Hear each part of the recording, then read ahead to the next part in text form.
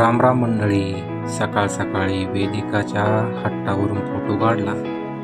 त्यानंतर निघालो गिनी गवत तोडायला. गिनी गवत तोडता तोडता बोट कापली, पण पक्षाच्या घरट्याकडे लक्ष जाताच सर्व दुःख विसरून गेलो.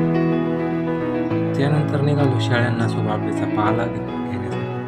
पाला घेऊन येतो पुढं नाही येतो तेच मुसळधार पाऊस आला. तसं आपल्या भेंडीला पण पाणी भरायचं होतं.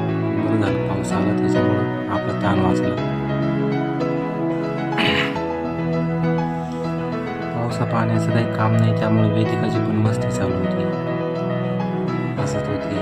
जसं ते हास्य पाहून अतिशय मन भारावून गेलं. त्यानंतर वेदिकाबरोबर संध्याकाळी खेळायला आणि शालवी पण आली.